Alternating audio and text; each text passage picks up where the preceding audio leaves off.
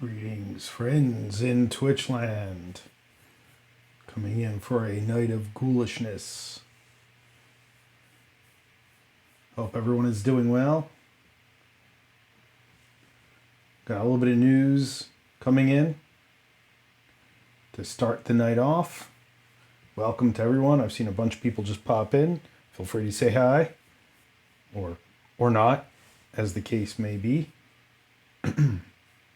So, a couple pieces of news. I'll go through my usual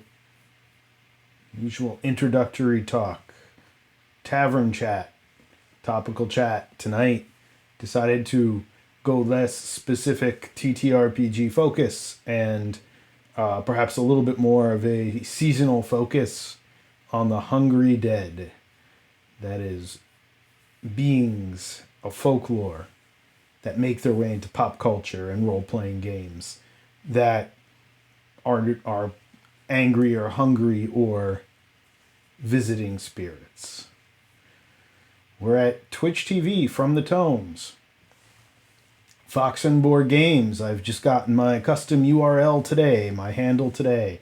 So just go to YouTube at Fox and Board Games.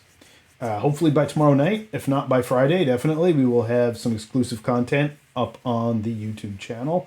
A playthrough of Tales of the Hard Land that occurred here Sunday. That was quite informative, quite entertaining. A lot of heavy role playing and social interaction.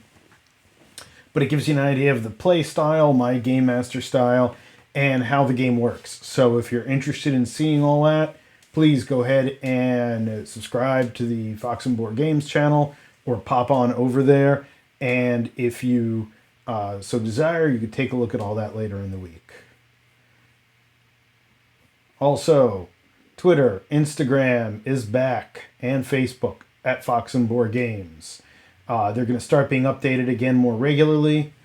Had a wonderful marketing meeting with a consultant and friend, Maeve, over at Ravenin Productions, and we're kind of getting everything all together and getting it running. So, looking forward to getting that underway.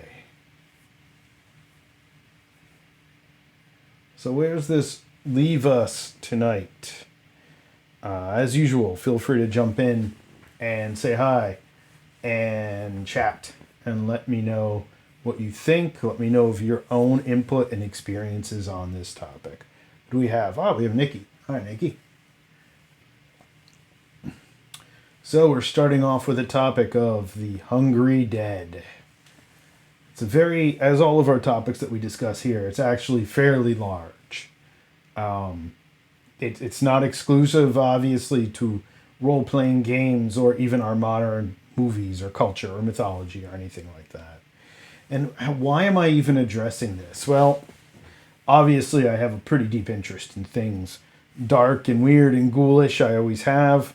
So it's not a surprise that these elements, these horror elements, for lack of a better word, tend to make their way into my role-playing games.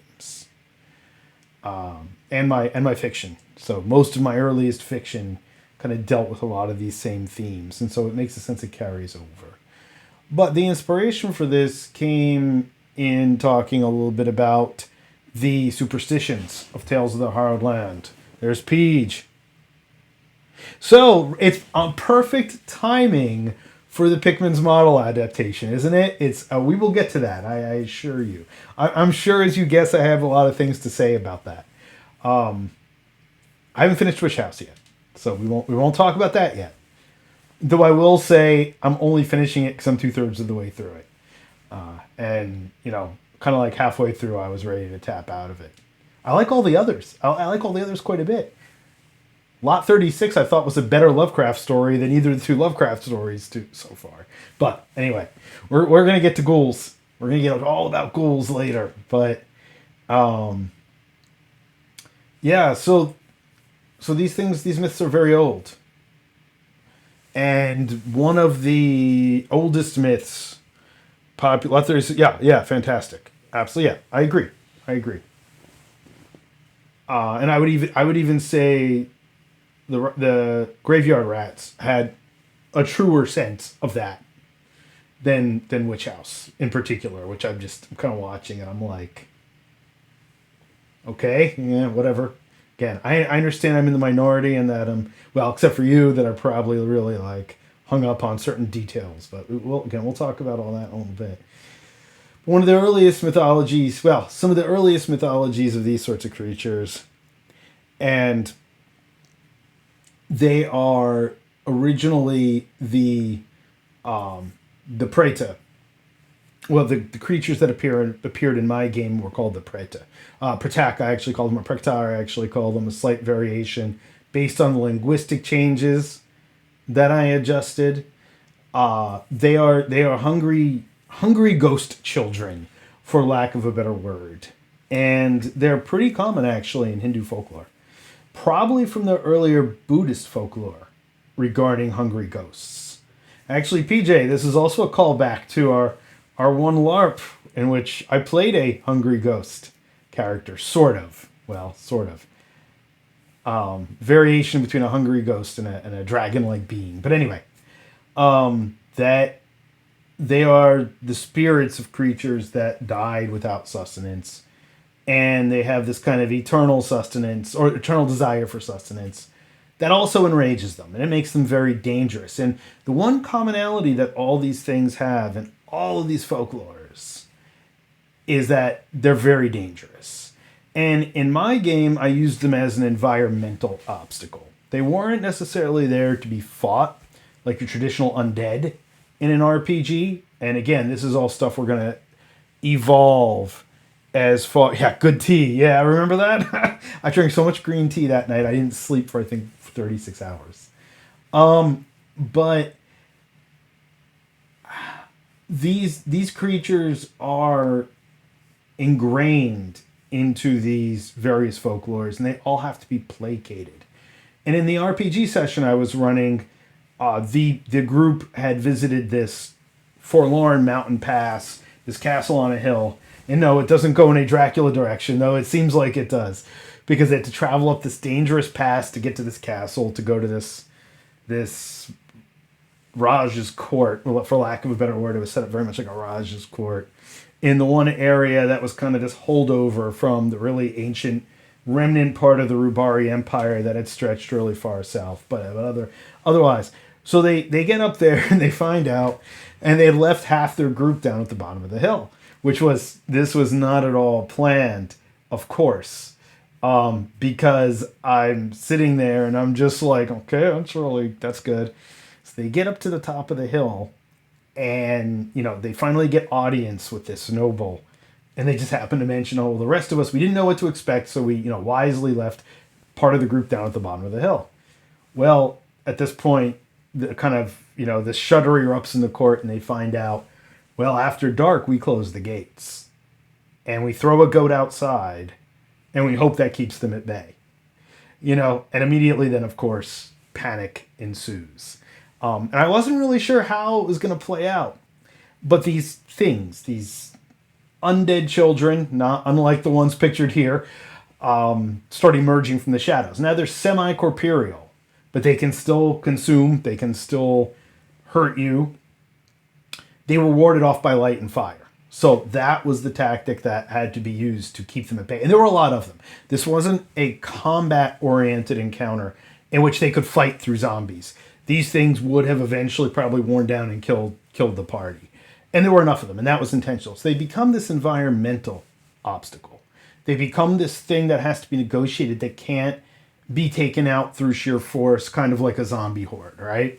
So I forget the exact sequence, but Apada, the horseman, goes riding his horse back down through the pass, being beset. Blake, who popped on, was playing a sorcerer. Now, the funny part is he actually had a device, an artifact, that at the cost of his essence, he could have actually started controlling them. And he experimented with a little bit, then he stopped.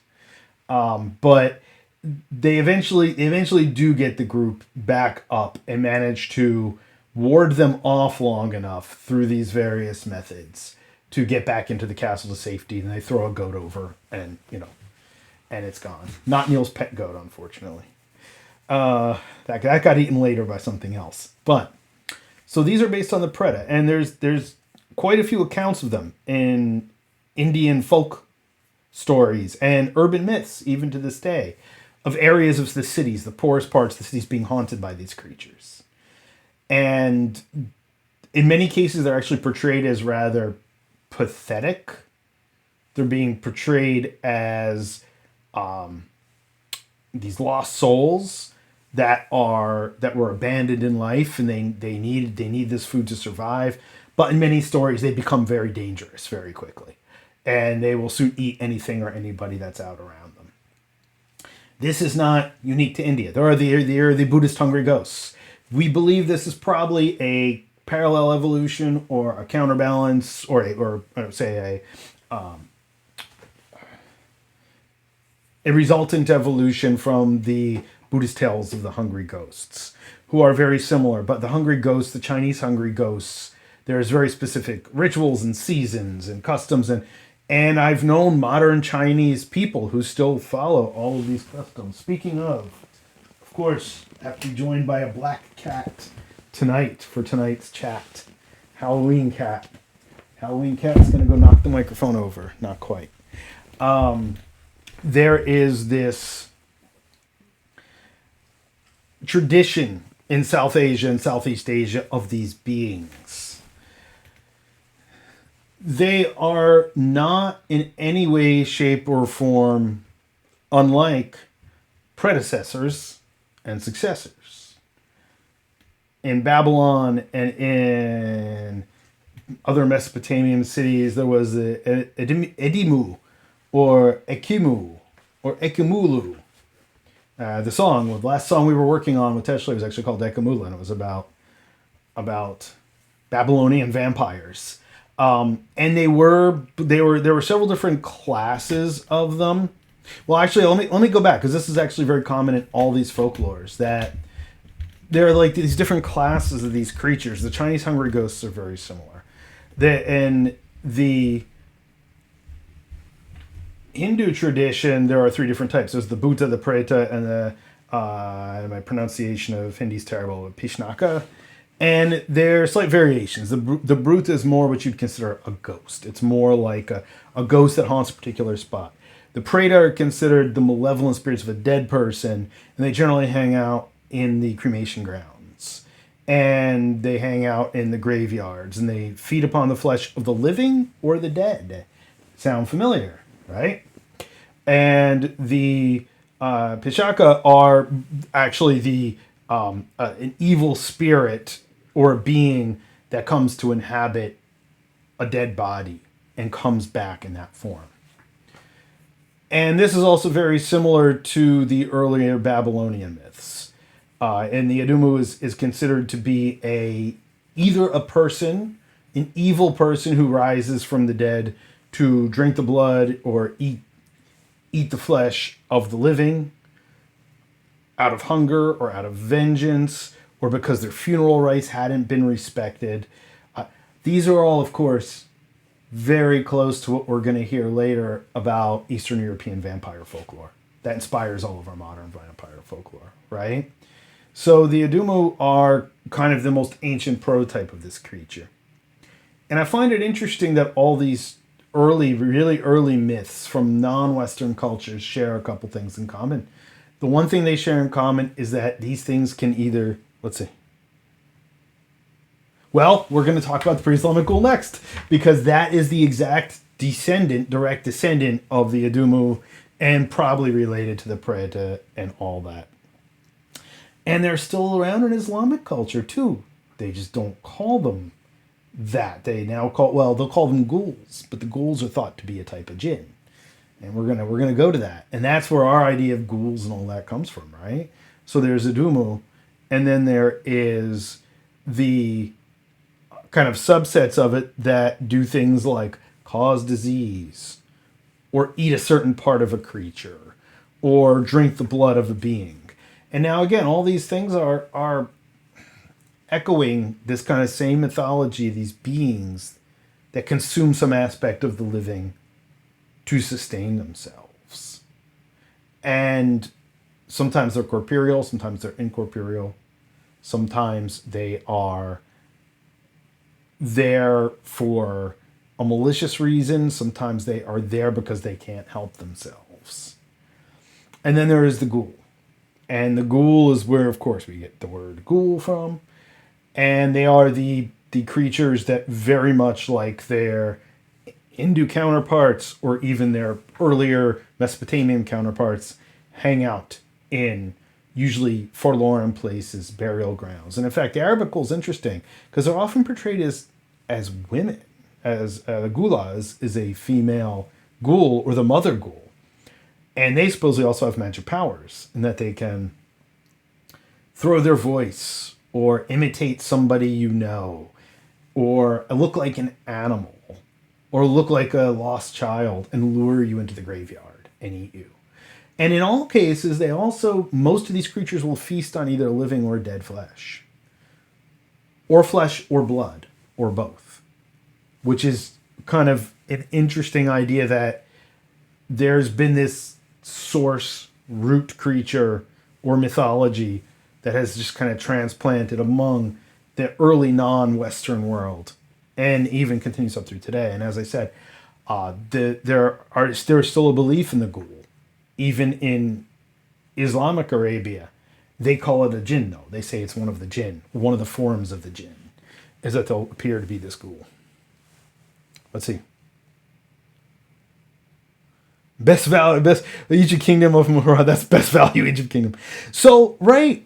So, but that goes along with our later ghoul mythology.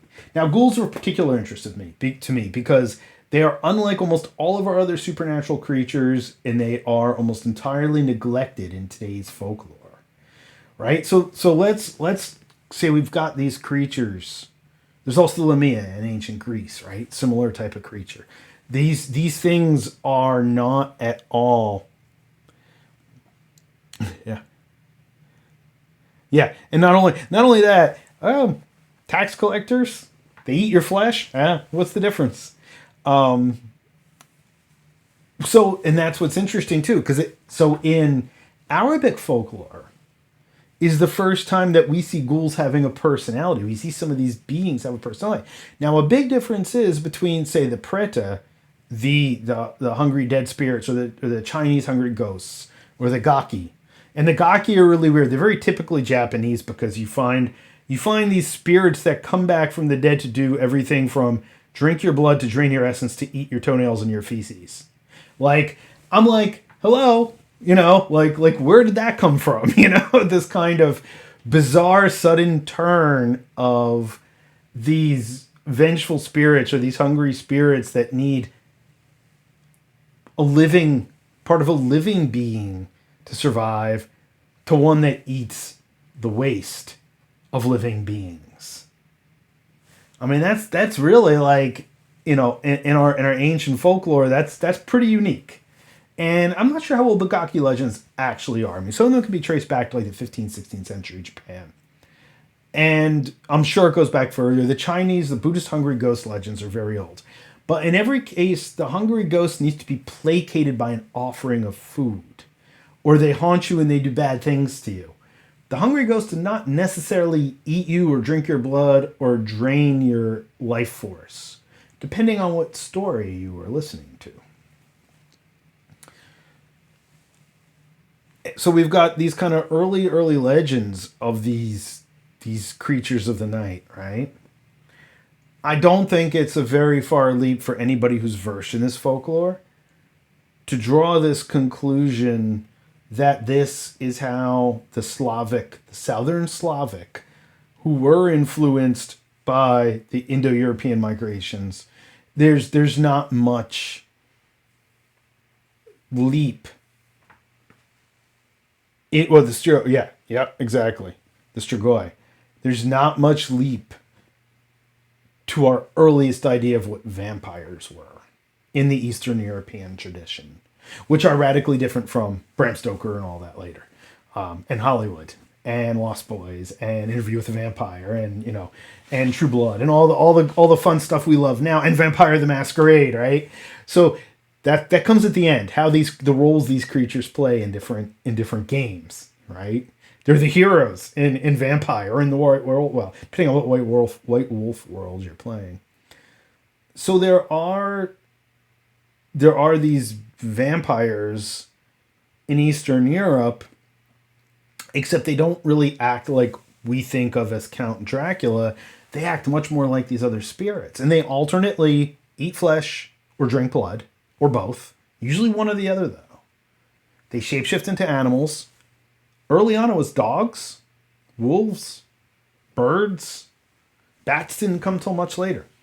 Bats didn't come till Bram Stoker.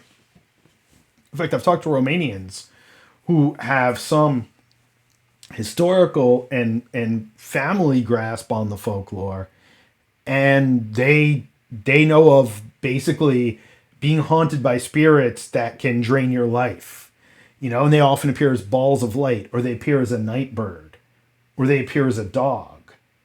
And they're kind of the prototype of our modern concept of vampires. And they don't at all equate them. They don't all equate the idea of a folkloric vampire with Bram Stoker. They don't even put them in the or Dracula or Vlad the Impaler. They don't really I've never met a Romanian that really believes Vlad was a vampire. He was vampiric. He was sadistic. He was ghoulish, if anything.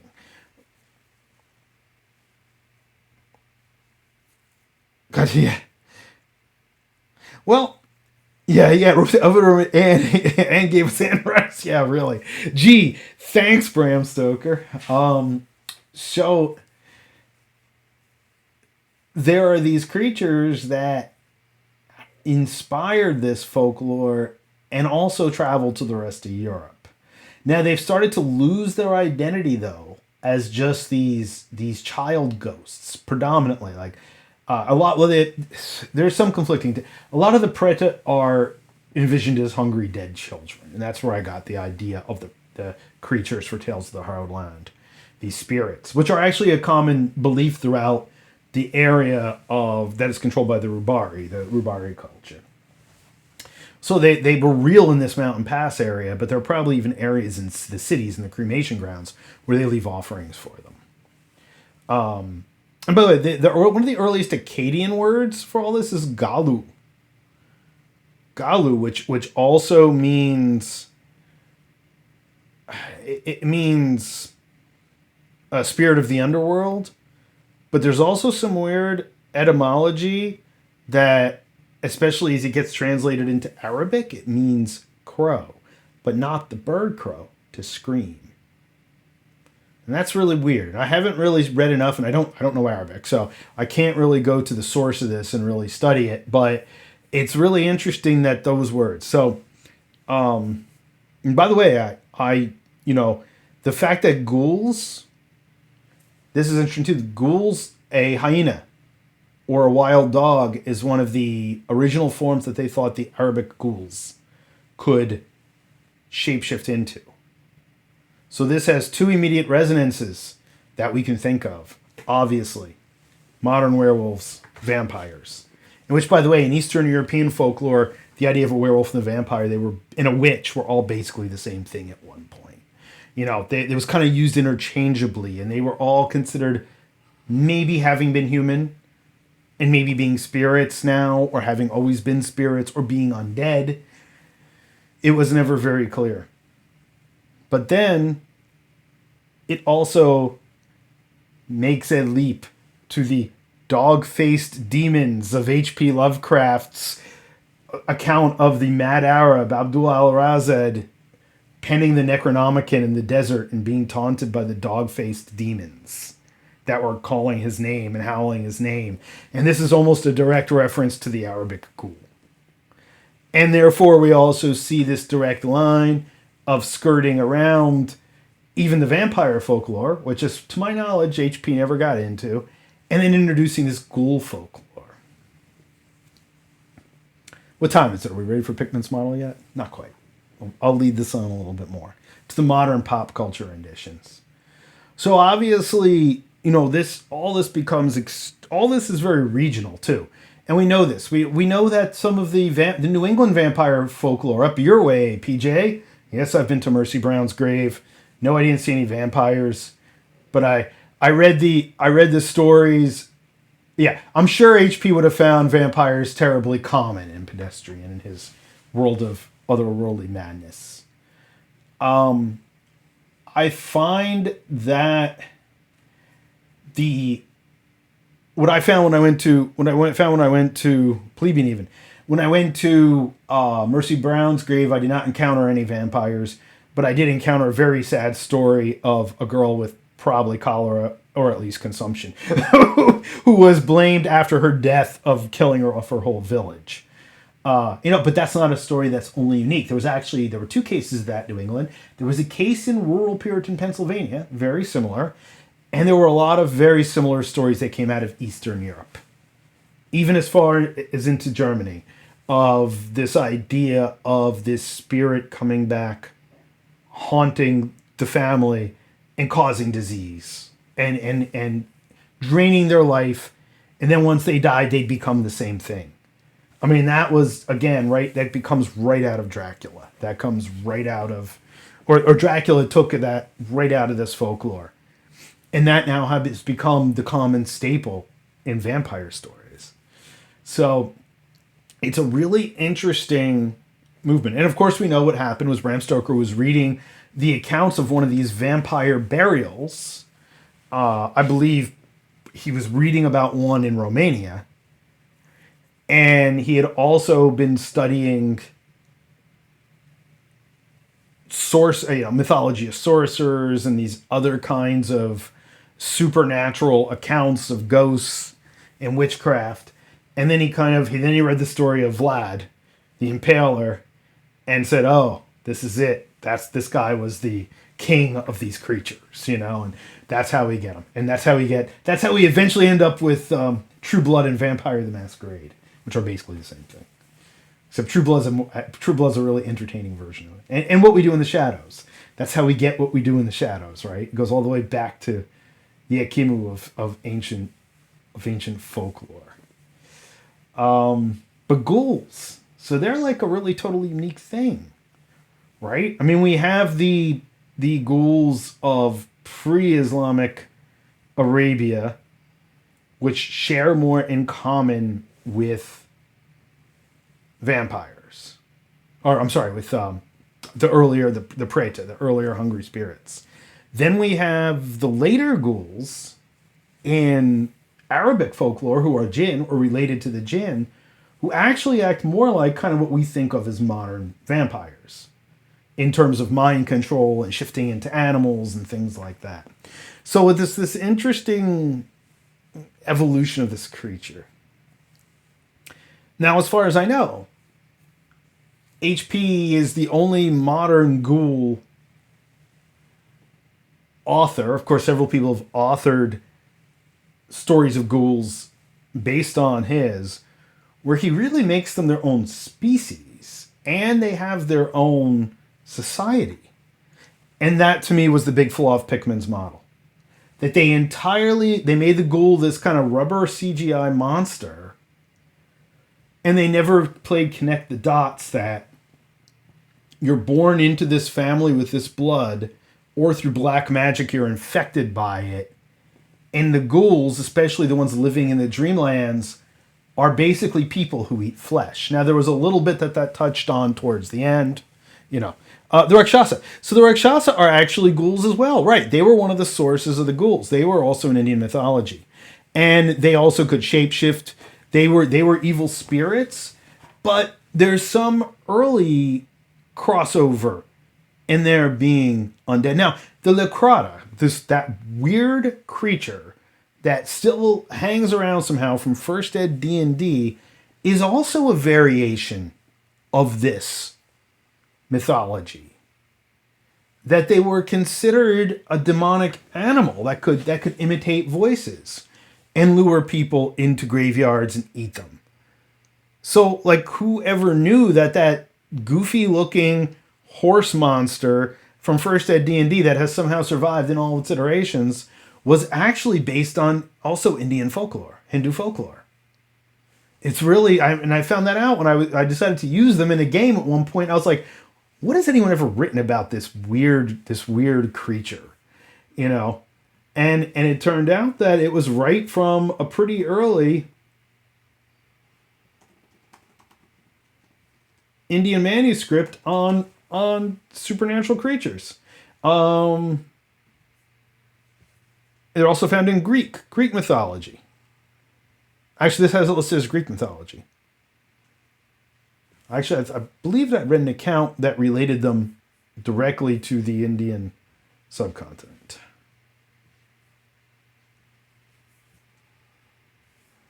The crocodile. Let's see. Yeah, it's based on the crocodile. It's a mythical dog wolf of India.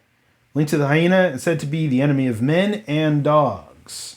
So it's this really interesting lineage of these strange creatures we see in our current RPGs that we have sourced.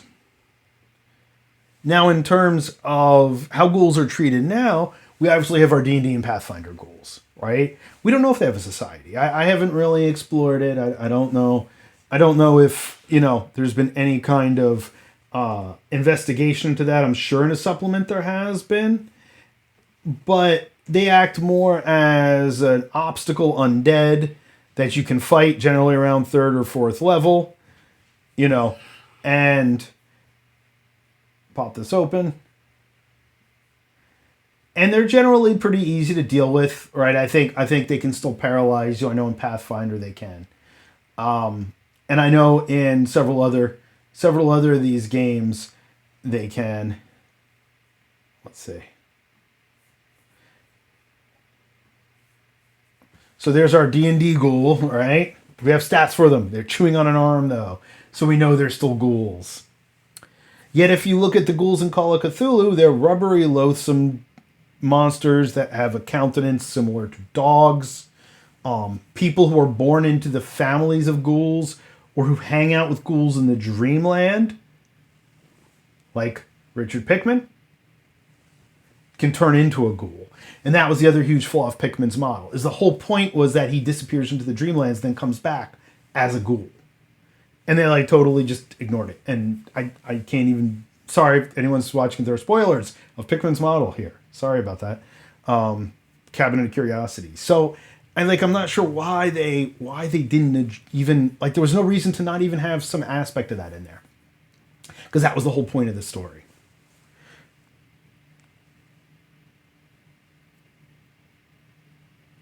Well, right. Yeah, the accent was Dreamlands. Oh, trust me, a friend of mine who's from New England, native, she's like, oh my God, couldn't they teach that guy to have a proper accent? And I don't really care so much about that, but I'm still more hung up on some of the story aspects. When I do the cut of this, I should put a preview warning: Pickman's model spoilers. So that was my whole hang up with that show. There were these couple things that were really essential to why the story was even written that they just completely ignored. And like I said, I actually enjoyed it. I enjoyed Pickman's model for what it was. I thought it was a fun rendition of the idea. I thought the rendition of Pickman was actually cool. Yeah, it sounded more like Irish. It sounded more like Irish at certain points, which they said he was from an Irish family. So maybe that was the best they could do.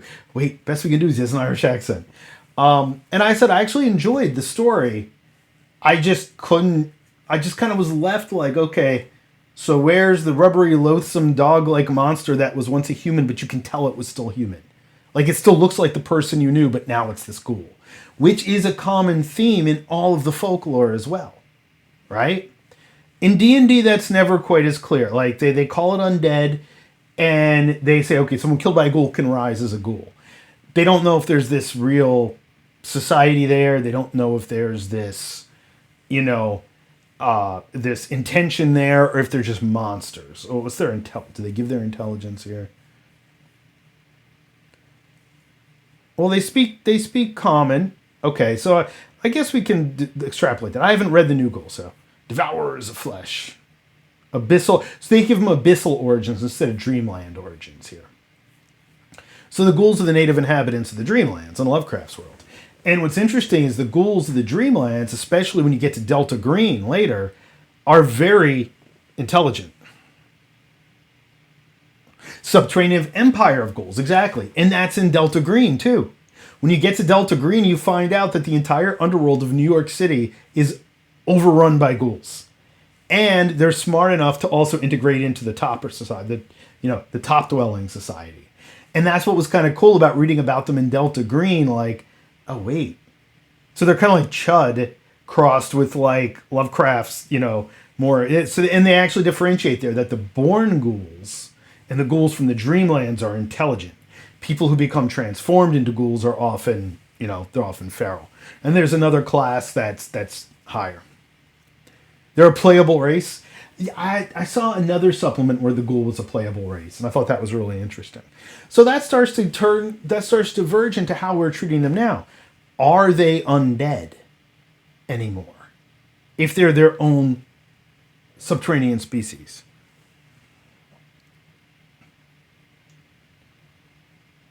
Yes, family ghouls in New Orleans. Exactly. And I know there's one in New York. I forgot about the one in New Orleans, but I haven't read any of the newer Delta Green stuff. I haven't read Delta Green in 30 years or 25 years, whenever it first came out. But there's this stark difference in treatment between the ghouls. Now, I've had plenty of Call of Cthulhu scenarios where ghouls are just monsters in graveyards. That's how they started out. That's how they're most often still treated. They're clever. They hunt like pack animals. Well, so this gets back to our discussion of culture. So, also in Tales of the Harrowed Land, the characters just encountered a cult called the Ansua, who are of the religious caste, who are the keepers of the dead. They always show up veiled and cloaked with elaborate headdresses and funerary gowns, or ritual gowns that resemble funerary gowns, and you don't see their faces. So, maybe there's something a little ghoulish going on there. Maybe not, for my players who might be watching or listening. That's another aspect. That this goes back to our talkback of zombies, which we've hit a couple times. How you treat the risen dead, it depends vastly on what culture you come from. How we think of zombies. Now, okay, so let's talk about zombies. Let's go. In most modern renditions, from Walking Dead to Night of the Living Dead, to insert dead here, insert of the dead here, they don't bear any resemblance to historical or mythological zombies, who are often simply people who have been raised by a sorcerer and have no will of their own. And this goes back to the African cultures, from where our source mythology comes from. And this is why I'll often point to the movie The Dead, which is I think it was a South African movie about a helicopter pilot who during the zombie apocalypse crashes in Africa. And when he gets there, the treatment of the dead and the Walking Dead, they still fear them because they're dangerous, but they treat them like they're their ancestors who've gotten up and started walking around again.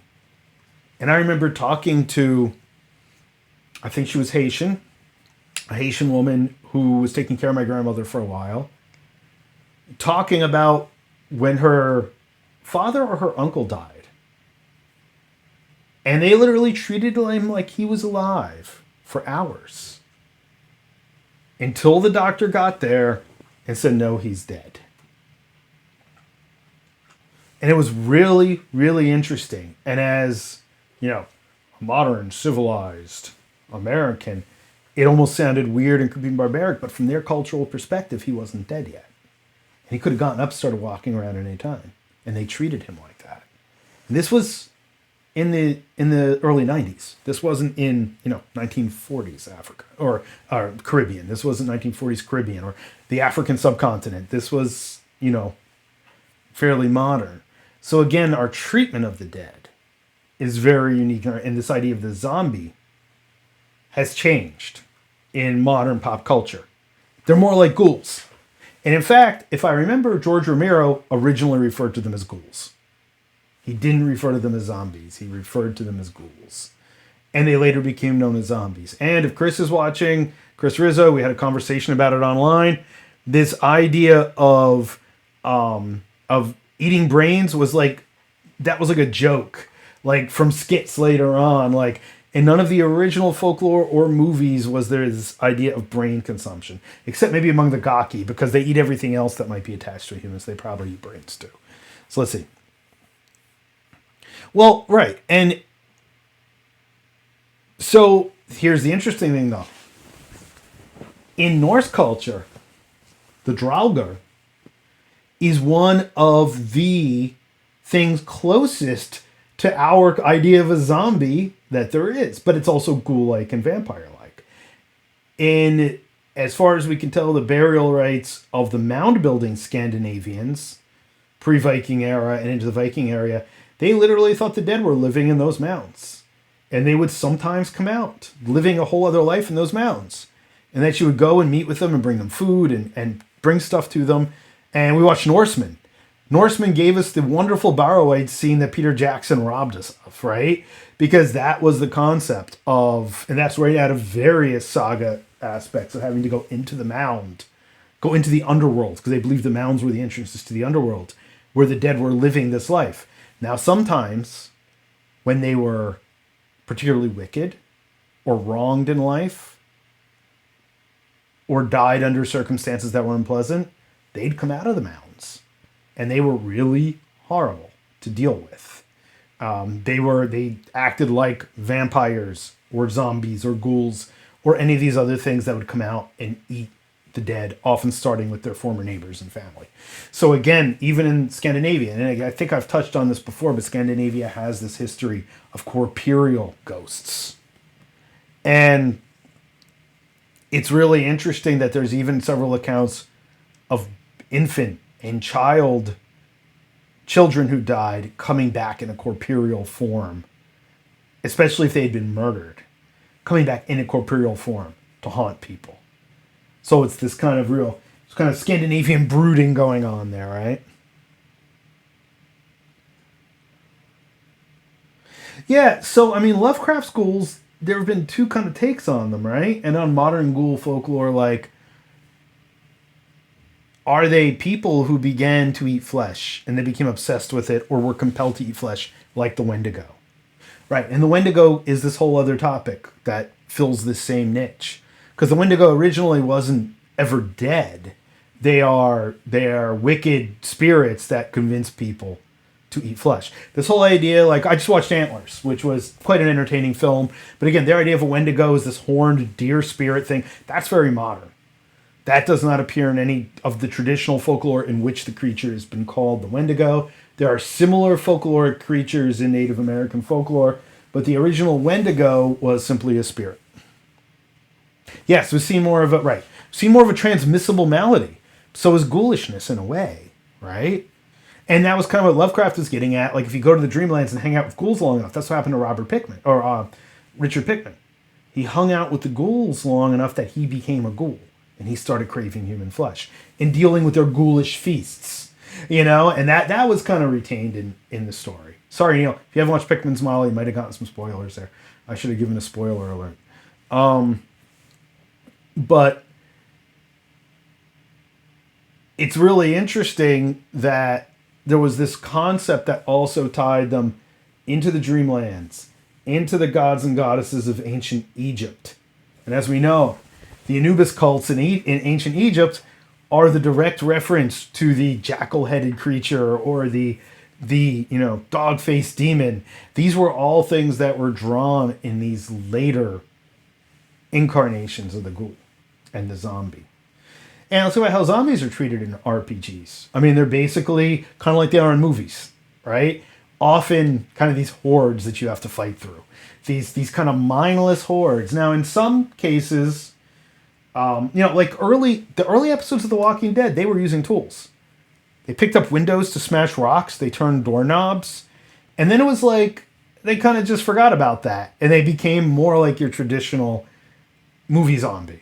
Which is okay, because, after a while I was only watching Walking Dead really to see the zombies. The characters had kind of lost the luster for me. And what kind of weird new zombie they were going to come up with. I mean, obviously the popularity of this can't be denied with all the video game, which some of the ones that you and your crew play online, PJ, right here on Twitch.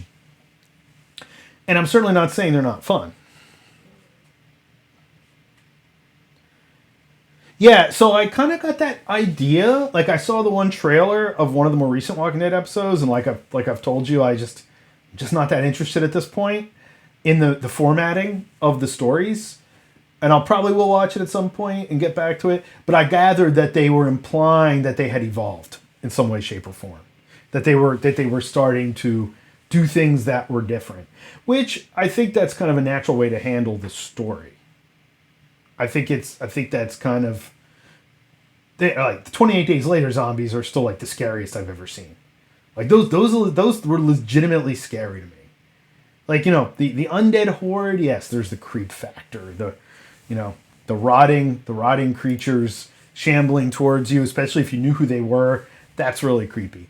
But this idea of this undead creature that's extremely difficult to kill, kind of like the Black Summer zombies, that are extremely difficult to kill, but also extremely fast, is really scary. And that's kind of how I've always portrayed ghouls, like the Lovecraft ghouls as well. They're fast, they're wily, they're not smart, at least not the degenerate ghouls. Like the one extended game I ran of Call of Cthulhu, set in Princeton, and the guy who lives in the old mansion, who everyone thought was dead, and they kept seeing him around. He was a ghoul that had evolved and had figured out how to kind of disguise himself well enough to walk around in daylight and act like a human, as long as no one got too close to him, or have his emissaries do stuff. More of a Count Orlok or a Dracula type figure, versus when I portray them as the graveyard dwelling monster, I treat them almost more like they're almost hyena like in their tactics, and they're fast and they're quick moving creatures. And our treatment of vampires now, much more like our Victorian and romantic view of vampires. Almost all of our RPG vampires, everything from Count Strahd to Vampire the Masquerade, they definitely are more like our cinematic vampires. Because let's face it, it'd be pretty boring to just play a corpse that gets out of the grave and eats your family members or gives them a disease and then goes back to the grave. Now, I think it's notable to say, too, and we touched on it earlier, that almost all of these creatures are associated with disease. That's where I would also... Sort of barren insult. Yeah, I've heard the newer versions are much better, but I reread some of the original Ravenloft 2 years ago, and I was like, ooh, wow. Ooh, the representation of Roma, of gypsies, as all chaotic evil and being compulsive thieves and worshipping vampires. I was like, oh, wow. Well, yeah, it was 1983 or whatever, or however, whenever that came out. I was like, oh, ooh, cringe. So I changed them in my game. Yeah. I changed them in my game. They were nothing like that. They were the caravanners. They were the caravanners who had figured out how to move through the mist. And they were all of another blood of some sort.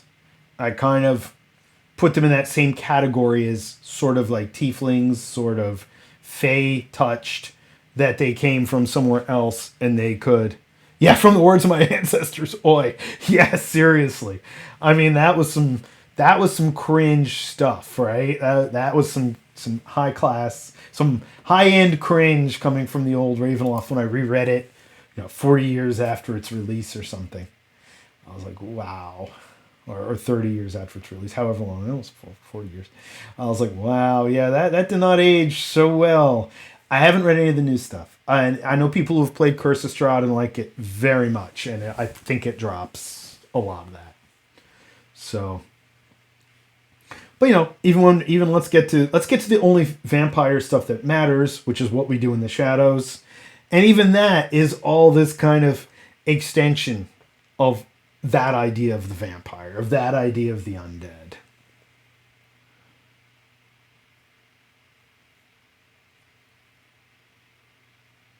Oh, the buckles on his outfits. That's hilarious.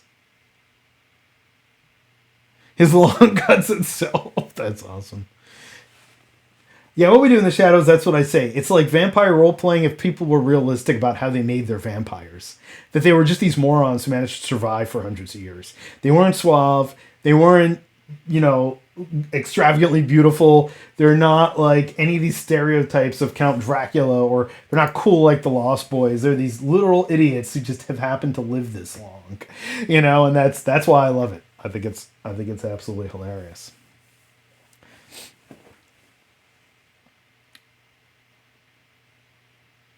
Absolutely. Yeah, I think if you play vampire long enough, every group would eventually look like what we do in the shadows.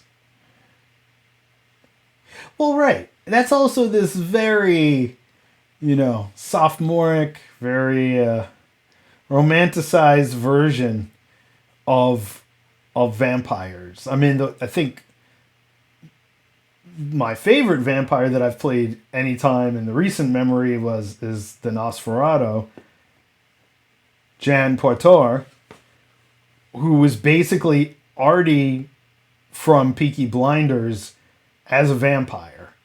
In that in his life he was a thug, he was tough, but he's dumb as a box of rocks.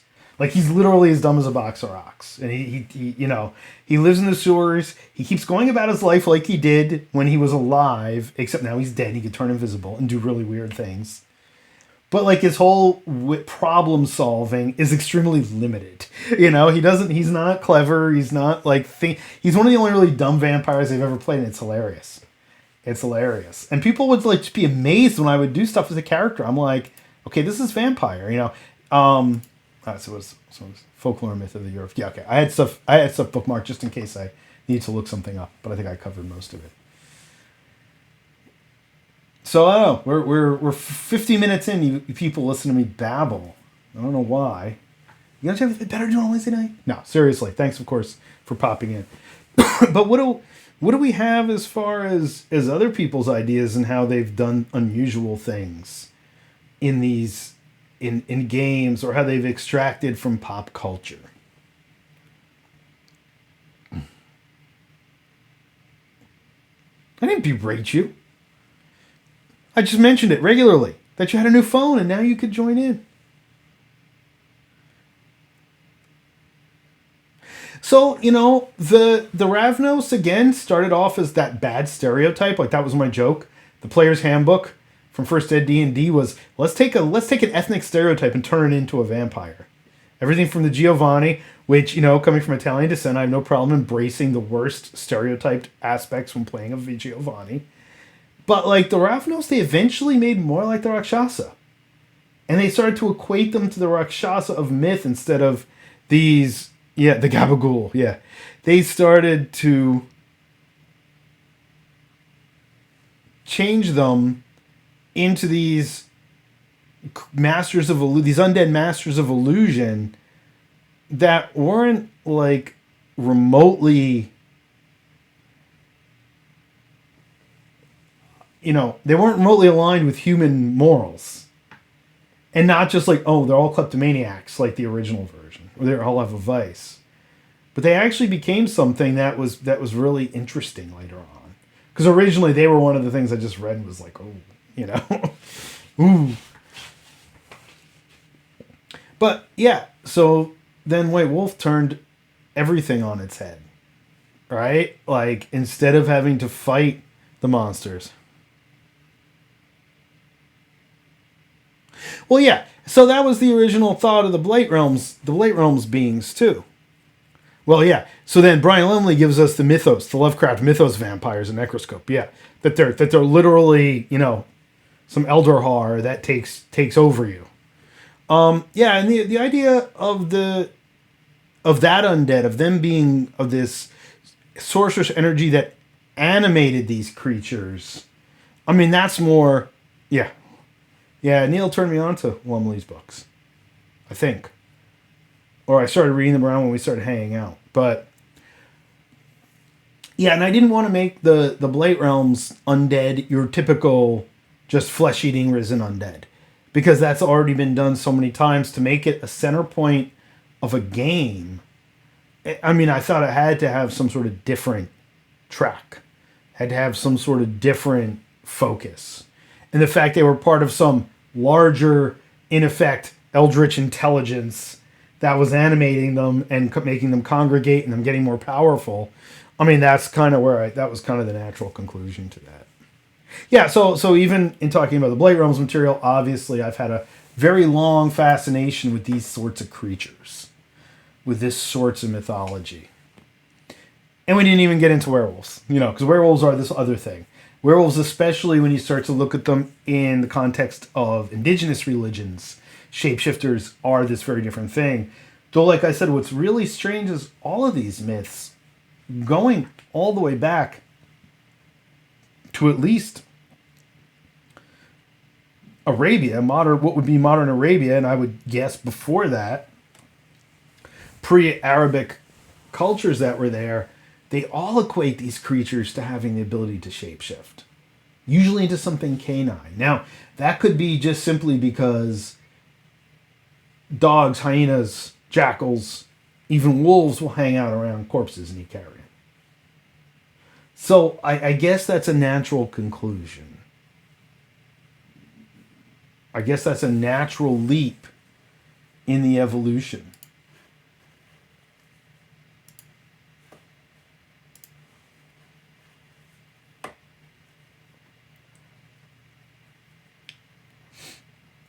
Trying to think if there's anything we haven't touched on. Or being an explanation for the spread of disease. Absolutely. Yeah, absolutely. What I find, though, is interesting, these creatures never turn into rats in any of the mythologies that I know of. And they may in some stories. Like the whole vampire bat thing was all Bram Stoker. Turning into a bat was all Bram Stoker. Because he'd read about vampire bats. So he said, they had just been, or had been recently popularized in Victorian folklore, in Victorian culture. Something just kind of clicked.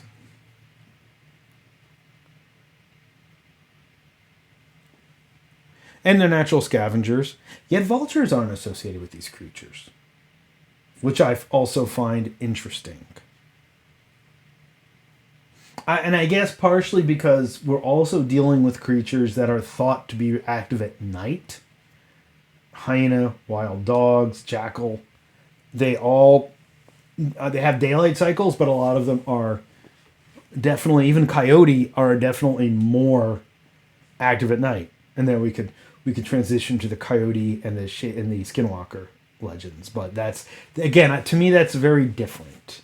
That's very different than creatures that are sourced in this idea of the dead coming back for some reason. Oh, what I was going to say. So, another interesting correlation is the loup-garou of New Orleans, of Louisiana, specifically of the Bayou, is effectively one of these creatures too. Though the term more closely relates to werewolf, a lot of the original stories of loup-garou is that they were a ghost, an angry ghost, or an evil spirit that takes the form of this will-o-wisp-like ball of light that feeds off of the living, feeds off of in this very kind of broad sense.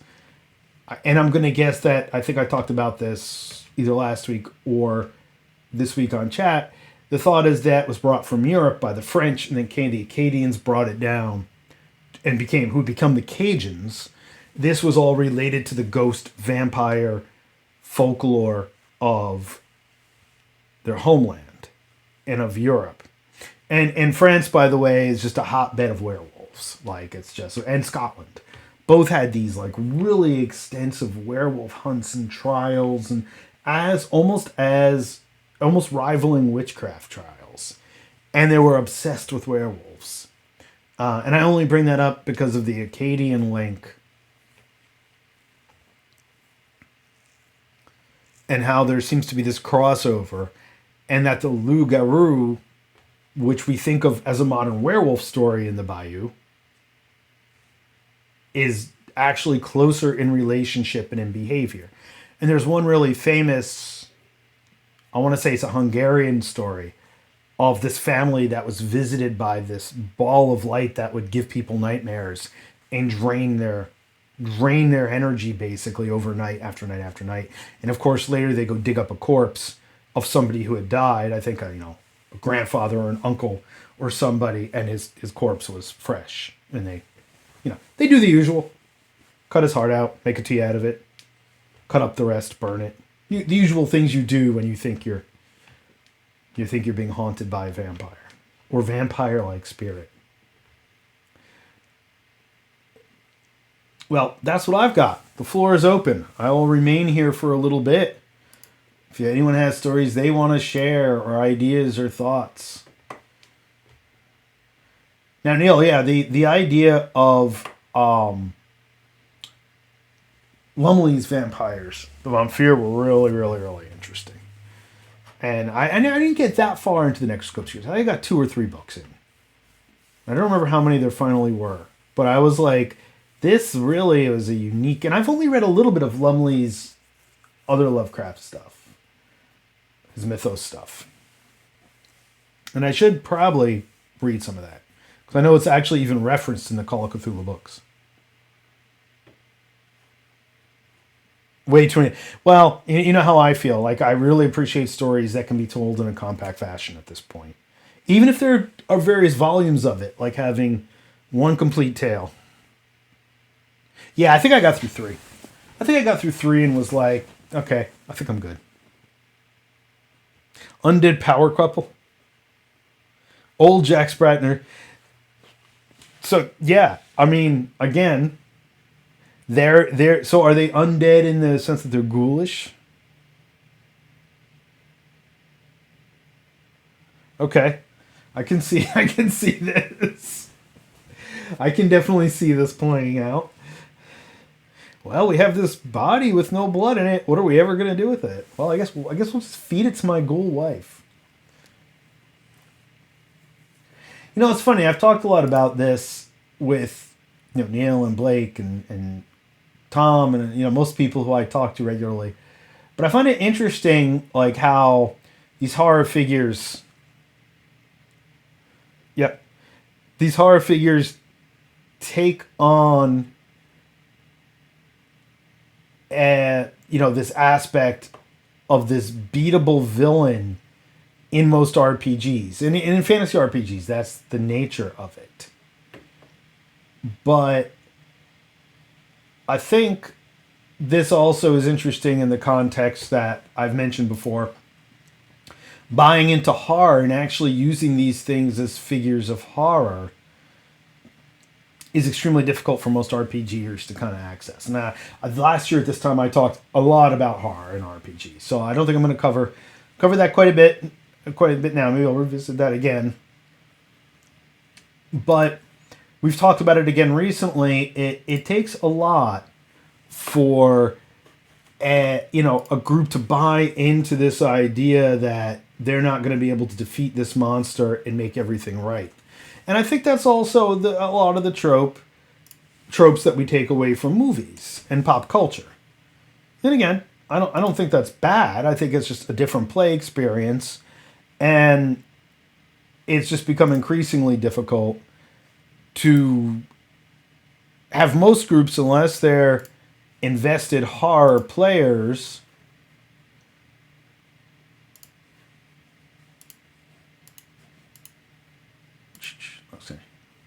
to actually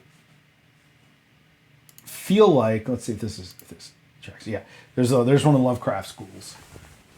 Now, there were some references to this in Pickman. There were some images of these creatures, and I was kind of disappointed they weren't what the ghouls looked like, or what the monsters looked like.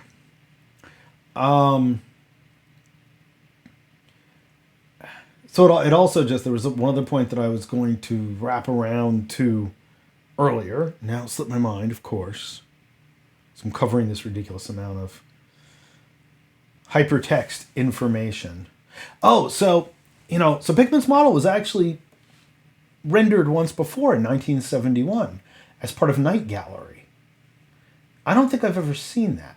I watched some Night Gallery, like at late night TV or after school growing up. But, yes, Rod Serling with Night Gallery. And there was actually a write-up, an adaptation of Pickman's model there too. And I have not seen it, and I'm very tempted to hunt it down. But I was thinking earlier, and I had to look it up, of a show called, I believe, Monsters or uh, Monsters or the Monster Club. It was an English show or an English movie, an anthology, one of those horror anthology shows. And it might have been a standalone movie. Hey, what's up? How are you?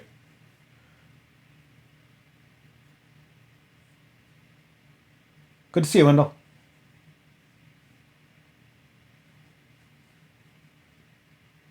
I think I have in fact seen that. He never died. I think I did see that in fact.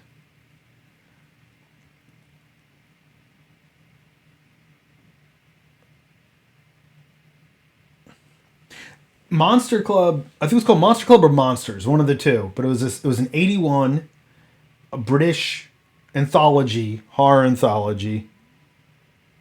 Henry Rollins is Kane. Yeah, yeah.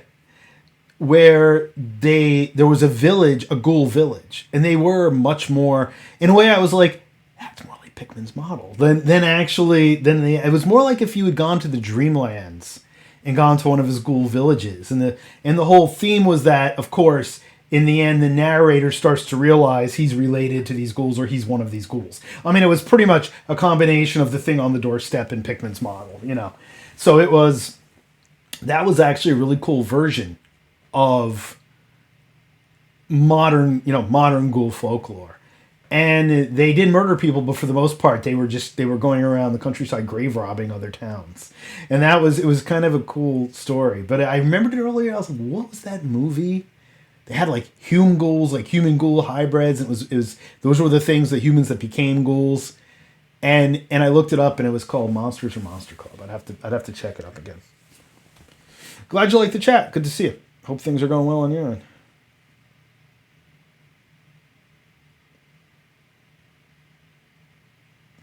That's pretty funny. Was he a punk rock singer? Was he a vampire that was also a punk rock singer in the tale? Maybe I didn't see that because I think I would have remembered Henry Rollins.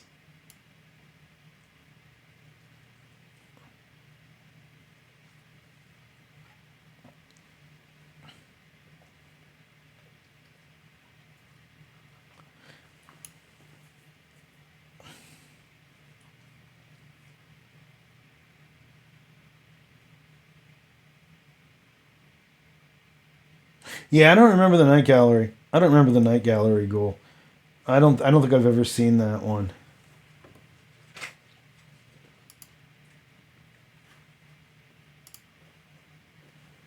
You know, like I've talked to Blake and Neil about it, and like I said, like adaptations. Now, going just touching on it briefly, the newest adaptation of Interview with the Vampire is fantastic. I personally think. I think it's way better than the movie that was out in the early '90s. No one needed to see Tom Cruise as Lestat.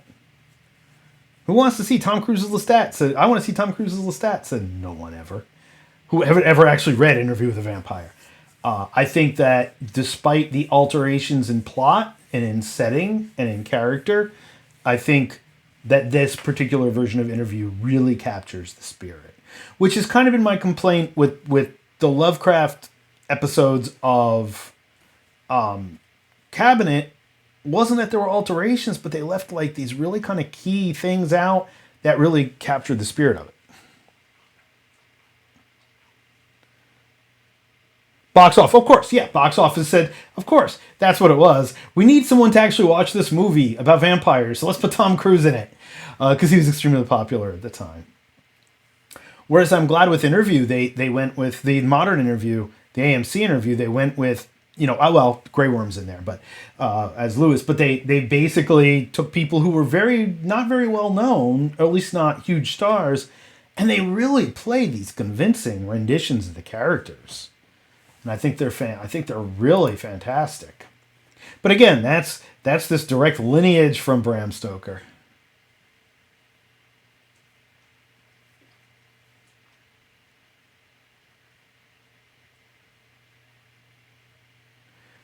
Maybe. Maybe. And you know what? He actually didn't bother me through most of it. Then at the end, he kind of just turned into Tom Cruise. Through a lot of the movie, though, he really wasn't that bad. The one thing I will say that movie, though I treat it kind of like I treat the Lord of the Rings movies or Bram Stoker's Dracula, that it was such a visual experience. I was able to, for the most part, overlook the things they didn't adapt. One of my big issues was Armand. This basically like 14-year-old boy is suddenly Antonio Banderas. I'm like, no, that's not how that's supposed to go. That was actually a bigger issue for me than Tom Cruise. And funny because someone recently said that recently. They were like, oh well, people have problems with Louis being I don't know if he's half Latin, half African origin, African American origin, or if he's all Latin. I forget. But somebody said, a friend of mine who is Latin. He's like, well, she's like, nobody had problems with Armand being played by Antonio Banderas. I'm like, oh, I did. I'm like, no, it wasn't that he was Latin. I didn't care about that. Is that he's supposed to be a 14-year-old boy in the book, and there's like, at this point, this creepy 40-year-old guy playing him, So that was kind of my issue with that. It was strictly about like, well, but part of the creep of Armand is that he's really young, but he's really powerful.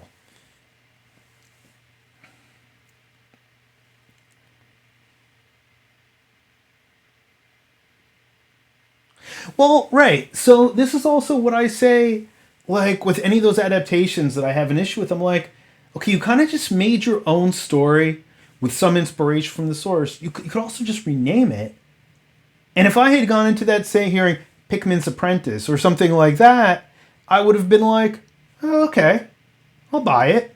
Even though, again, the whole death of Pickman is a whole other point that I could get into, but because in the book, again, like I said, he just vanishes. But it was story. But again, even that, I could say, okay, I could see. And like I said, I actually didn't mind that one. I didn't mind it just as a standalone thing, but I always sit and wonder, like, okay, so why didn't you just... You literally had drawings of the ghouls as they're represented by Lovecraft in the background. Like, why does the ghoul now look like this weird rubber chud troglodyte type guy?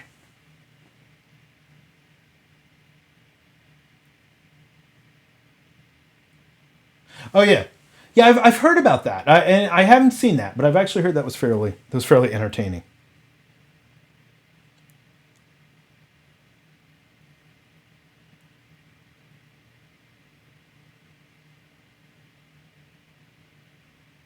I've heard of it. I've never seen it. I recently was told again I should watch Simon King of Wizards or King of Sorcerers, the old '70s movie. In that same vein as the 1971 Dunwich Horror, which I actually have, or 72 or 73, which I actually have no issue with, because it was really like it captured the spirit of the Dunwich Horror, especially in the fact there were those whole psychedelic, like primitive, elder god orgy scenes, where you're like, I mean, there's, you don't see an elder god having an orgy, but it's this weird kind of hallucinogenic thing where you're like, oh yeah. Yeah, probably. Probably. I could probably find the Night Gallery stuff on YouTube as well.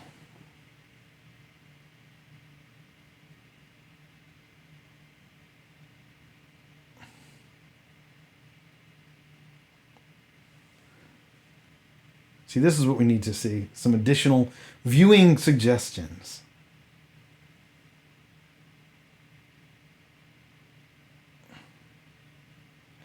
Yeah, so that was one of those changes I actually totally understand that there is a whole lot of pedophilia in Interview with a Vampire, honestly, in the book. Even if it's not physically sexual, there's so many overtones that a book written in the 70s, okay, I can understand the context and these choices for the characters.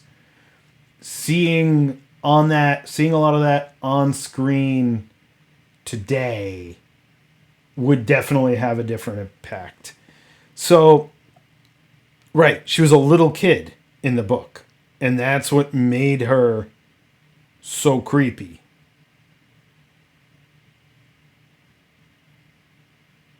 And I don't know what they're going to do with Armand.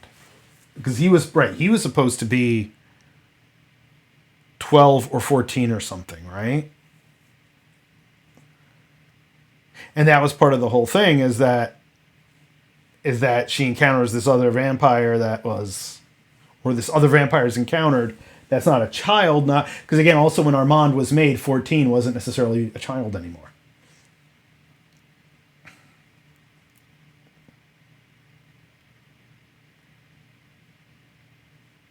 That will be an interesting thing to handle. I don't know. I don't know how they're going to handle that. We talked about that here too. That was one of the first things Diana said. She was like, I wonder what they're going to do with Armand because they made her older. And again, I get why. And like I said, part of it comes from a perspective of really keeping the spirit of the original story and making an attempt to have it all coherent, to have it all logical within its own narrative. I won't talk about Dream in the Witch House here. My big problem with the Dream in the Witch House, and again, I won't do any more spoilers. I already put out spoilers to Pickmans, which I didn't think of. But my big issue with Witch House is that it's literally not even the same world. You know, I mean, it's so radically different in many ways from the story that's like basically not in the same world. So again, just call it something else. Call it, After the Witch House or whatever, right? It's, you can reference it and pay homage to it.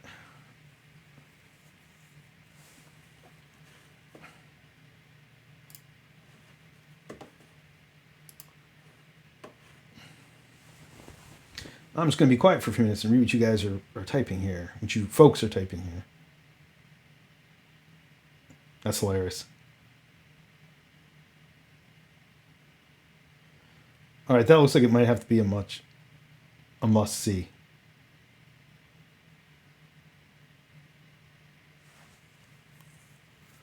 Like I said, we sadly didn't even get to werewolves tonight. That'll be for a whole other topic. We talked a little bit about them last week with animal totems and shape-shifting.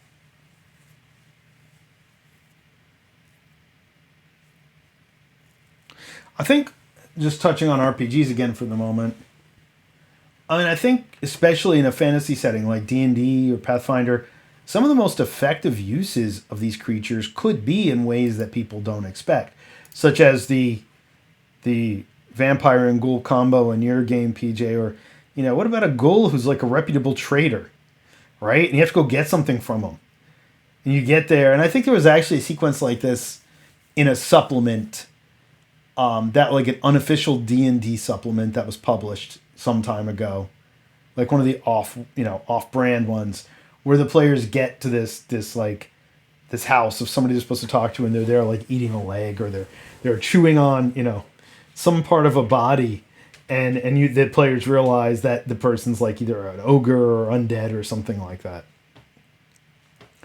I think that's a pretty interesting way to use these creatures in terms of RPG characters.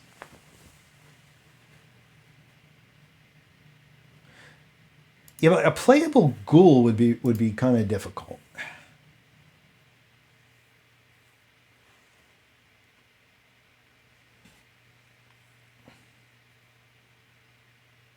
I think Cast a Deadly Spell is one of those things like I've seen a commercial for. Been like, yeah, I don't know. I don't know what I think about that. That looks like it could be kind of dumb. But it probably was supposed to be like funny. So funny and quirky.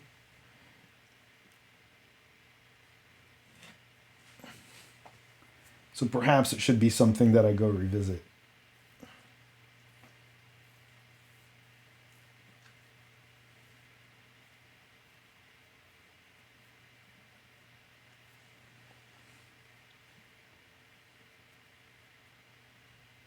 All right, I'll have to check it out.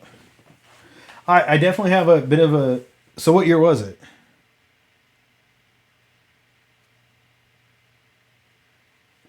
Is it from the 60s or was it just stylistically?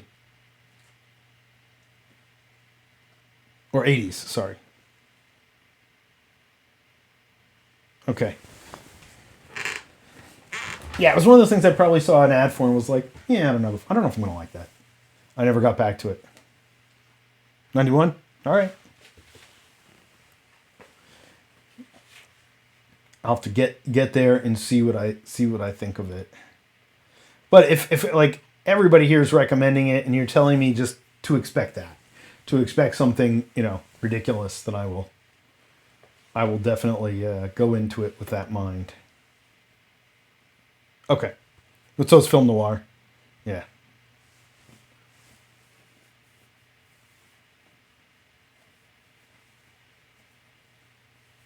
I will give Pickman's Model the most recent rendition though. I found.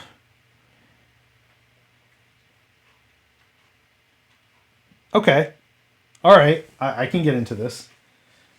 The one props I will give to Pickman's Model was the ending though, because that ending was definitely a little more grotesque than what most TV horror, even like cable TV horror, non-network TV horror will go to. And that was cool. I was like, oh man, they actually did that. Oh, that was kind of grotesque. It definitely earned some points for me at the end though. And like I said, I really loved the first three of Cabinet, and to me they were more H.P. Lovecraft than the actual H.P. Lovecraft ones. I was like,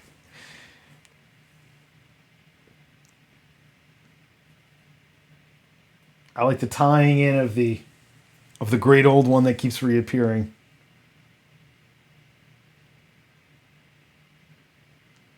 Yeah, I mean, so someone said, I might have been on your timeline, PJ, that somebody said they equate it to a little bit more modern Tales of the Crypt, with a little bit more. So I didn't see that. I didn't see that one yet. Oh no, that was the fourth one. So the problem with that one for me was I just thought it was really long. And actually, like Dreams in the Witch House, that's kind of where I'm at with it now. Despite any differences, I'm like, okay, like I've been watching for 40 minutes, and I'm like, and the outside was kind of and the outside was interesting. It definitely had more of like that 80s. Reminded me of The Stuff, or the old horror movie The Stuff. Had kind of that vibe to it too. Like I was like, yeah, I could definitely see where this was going. I liked it, but I really felt that one was kind of like, oh, I don't know. But what was interesting about that one is, to me, it spoke a lot about insecurity. And to me, there was a real point to it, especially insecurity among women and the insecurity that society imposes on them. So for me, the outside, that's how it got. To me, it was interesting in that regard. As a horror narrative, yeah, it was weird, and it was almost kind of Lynch-esque too, in a weird way. Yeah, the stuff.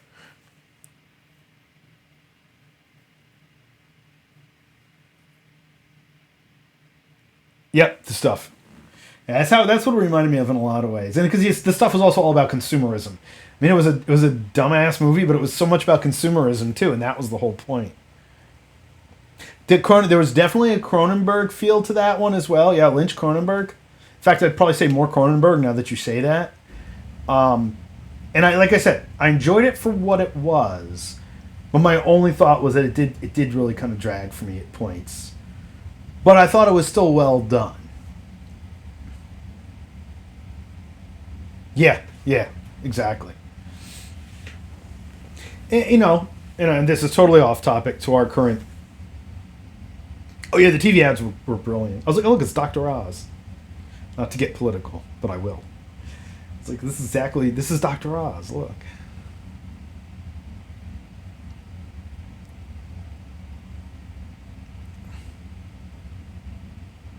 Stuck in a smoldering chair leg. That's hilarious.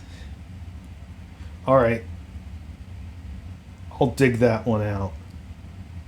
I also, and this is totally off the topic of everything else, I find it interesting who among the people I know have said how much they didn't like She-Hulk. And those people are people I previously had concepts of their opinions on women and politics, and even one person who kind of surprised me. A person who is not who I actually would think would respond like that. Um, and several people who were there said, "Well, okay, yeah, but you're not a woman, and you've never had to deal with any of the things that She-Hulk made glaringly apparent." And I felt kind of the same way about The Outside, because I think if there were actual problems that somebody had with it, it could be traced back to them not being able to relate to some of the anxieties and some of the stresses in it. But like I said, I still thought it was interesting. It was just, I was going, come on. Oh yeah, I mean, I really loved it. I thought She-Hulk was great. See, I'm kind of at the other end of this. Like, I'm not invested in superhero stuff at all. Not invested in the Marvel universe. Not invested in comics. I watch them. I enjoy them. But when I see something like She-Hulk that then becomes so different, becomes such commentary on the whole culture and on comic culture and on fan culture, I'm like, this is perfect. Like, if you're offended by this, it's because you know, this is clearly hitting a chord that's upsetting you, and maybe that's the point. Yeah, Howard Phillips Lovecraft Private Eye. That's hilarious.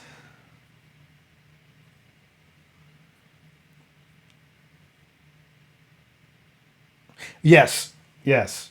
I've had that, and I have not read it, honestly. But I had it pointed out to me, and I saw your post and Jen's post on it, that anyone who's complaining, like has never actually read the comic, because that's exactly what it is.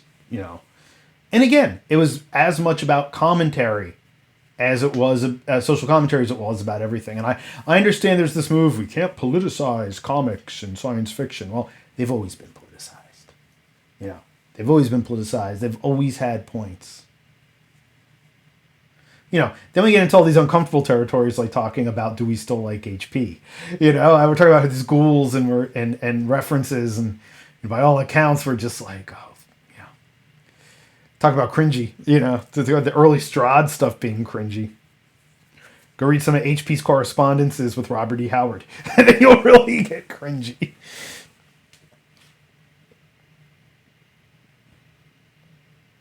That's funny.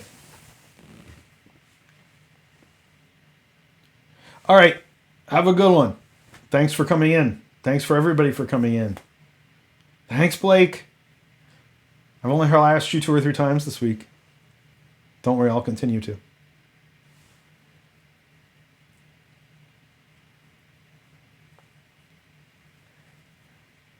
I'll leave the chat room open. Like I said, I'm kind of done with my diatribe, but if you guys want to keep chatting, that's fine. If people start cutting out, that's okay too. Yes, you can equate with She-Hulk in the way that I've harassed you over the years. Yeah, that's pretty much right.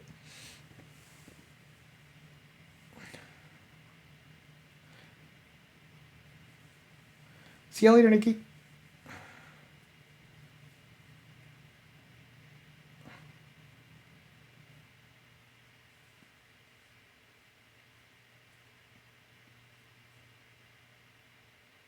Okay. All right. That's something maybe I should check out too. Yeah, it was somewhere at the end of the 90s and early 2000s when you really started reading into them. You're like, oh, wow. And again, and I'm not an apologist, and I will never apologize for that sort of like blatant racism and sexism and trans or homophobia or any of these things. But for a while, it was just so enculturated, people didn't call it out. You didn't take note of it. Even if it was in your science fiction or your fantasy or your horror or whatever, you didn't take note of it, largely because you had just been trained to socialize it and think of it as normal. And that's whenever I see people screaming and crying about, oh, you're politicizing sci-fi, or how dare you have a black stormtrooper in Star Wars? I mean, come on, I mean, that was a thing. People were upset that there was a stormtrooper of non-white color. I mean, okay, if we want to say the stormtroopers are in fact, emblematic of the SS. Okay, right, but that wasn't the complaint. The complaint was, right, and we've talked about that before. That even in their days, people like HP and Robert E. Howard, they would be like the QAnon and MAGA guys today, right? Like that is their beliefs go on this spectrum that is not even in that. Oh, I didn't realize I'm being prejudiced because I've been trained to think this way. Their beliefs were literally extremely racist, even for the 20s and 30s. And don't forget, eugenics started here, and they were eating all that up, and they were buying into this idea that there was this superior genetic code, and it was very common in the occult circles. All of the occult circles of that time had largely bought into that, had bought into the anti-Semitism, had bought into all these trends that make those kinds of thoughts dangerous. And that perpetuates today. I mean, again, we're seeing some of the richest, most famous people in the world repeating and spouting and tweeting and all these other things, these same kinds of comments, these things that have been these enculturated, prejudicial, conspiratorial attacks for decades or centuries, probably 1,000 years, in some way or another.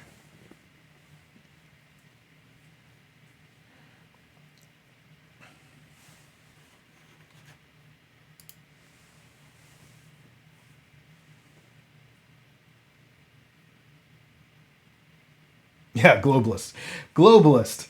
South Africans talking about globalism scare me. Again, it's like it is that entire trend that has not died out in certain parts of the world, colonialist parts of the world. Well, I think we're at a point. I think when we start talking about pop culture, and we'll stop talking about pop culture comics and monsters and start talking about real world monsters, maybe we're at the point. Though maybe it's the natural evolution, right? We could start tracing occult horrors. Yeah, the Hungry Dead have died. The Hungry Dead died at 8:00. That's okay. But that's part of streaming. That's part of being here and talking with people to also get different ideas and hear about a cool movie or cool movies. All right, friends, gonna wrap up this chat for the evening. Put up my. See you later, guys. Thanks, Blake. Thanks, Neil. Thanks, PJ. Thanks, Wendell. Yeah, well, I mean, as I said, this was intentionally due to Halloween season, less about RPG development and more about folkloric aspects of some of this. So I decided to pull that in. And I know I had a lot of people who aren't necessarily gamers who were going to tune in or are going to watch it later, either here or on YouTube. So speaking of, go to my end of the night speech. From the Tomes, Twitch TV from the Tomes, and I recently got my YouTube handle. So now, YouTube, Instagram, and Facebook are all at Fox and Board Games.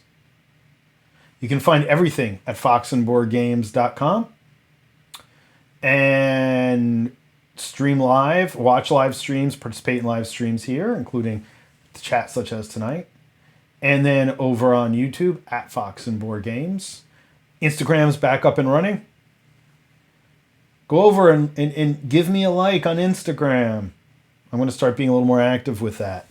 So for those of you who don't know, I've advertised it in a few places. I had a great meeting earlier with a marketing and social media person who hopefully will be taking this up to the next level.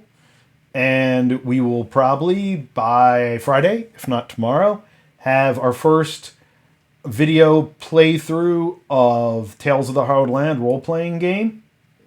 There's no undead in this one, though, so I won't talk too much about it. It's a murder mystery, so there's a lot of dead, but there's not much in the way of undead. It's an interesting game so far. but you'll be able to actually see it being played. And while I don't do an extensive rules breakdown, I do some coverage of dice rolling and how that's dealt with, and a lot of world building and role playing. This was a very role play intensive scenario, which was interesting. Very different from the last game I ran with four of the three players who were on tonight, three people who were on tonight, which was very sword and sorcery action based. This is more political based. In fact, it's, a couple of people said it's almost kind of Game of Thrones-esque with a lot of kind of political stuff going on in the background in different houses that obviously have a financial and political interest in this murder, and they're trying to figure out what's been going on with it. But most of all, a huge thanks to everybody who's tuned in, who's come on to chat, who has liked, subscribed, followed, and supported. I think things are about to start really kicking up in terms of Fox and Board Games and streaming and from the tones. So with that, I'll be on a little bit tomorrow doing my work, and I'll chat with some of you more then. Thanks a lot.